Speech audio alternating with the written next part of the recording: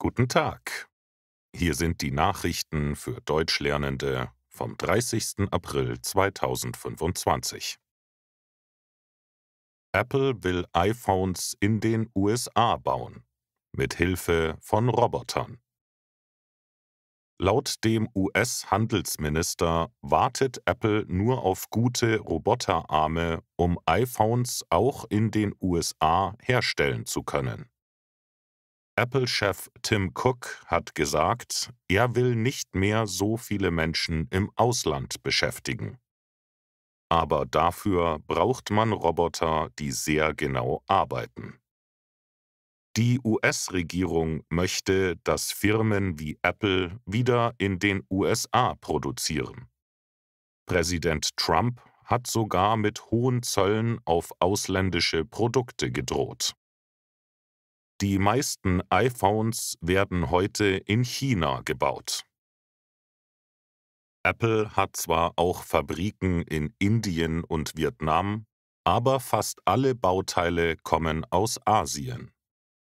In den USA wäre die Produktion viel teurer.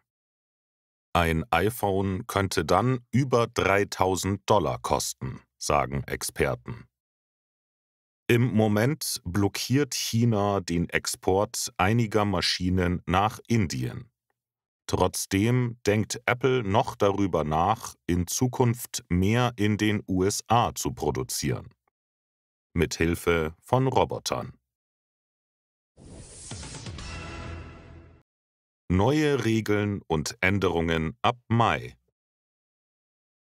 Ab Mai gibt es in Deutschland einige Änderungen.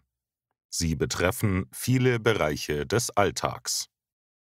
Ehepaare dürfen jetzt einfacher einen gemeinsamen Doppelnamen wählen. Auch Kinder können den Nachnamen von beiden Elternteilen bekommen. Das war bisher nicht möglich. Die neuen Namensregeln geben Familien mehr Freiheit. Wer einen Ausweis oder Reisepass beantragen will, muss ab Mai kein gedrucktes Foto mehr mitbringen. Das Bild muss digital sein. Außerdem kann man sich Ausweisdokumente ab dem 2. Mai direkt nach Hause schicken lassen.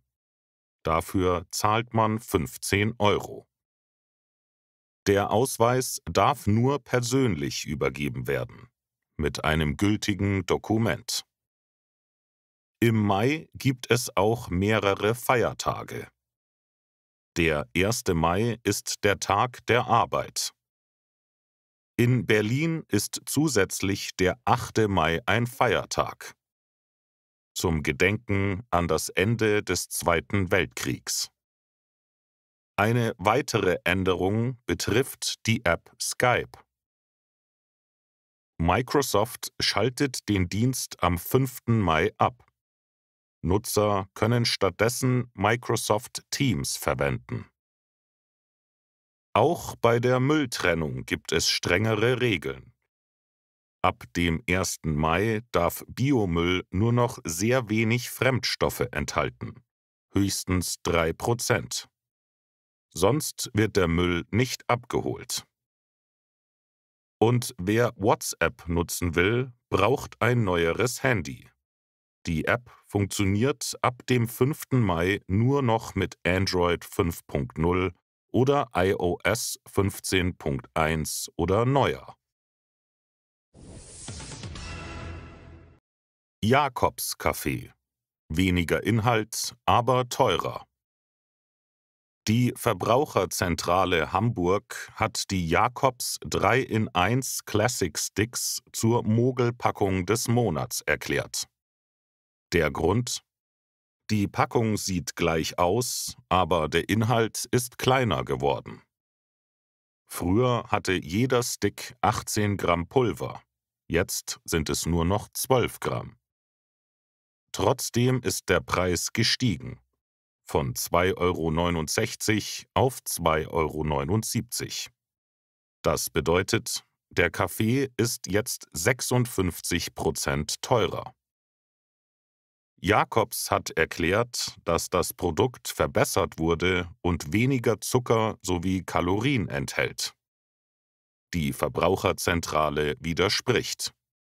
Pro 100 Gramm ist jetzt sogar mehr Zucker drin und auch weniger echter Kaffee. Dafür gibt es mehr künstliche Aromen. Deshalb soll das Produkt nicht mehr als Kaffee, sondern als aromatisiertes Getränkepulver gekennzeichnet werden. Das war's für heute mit den Nachrichten.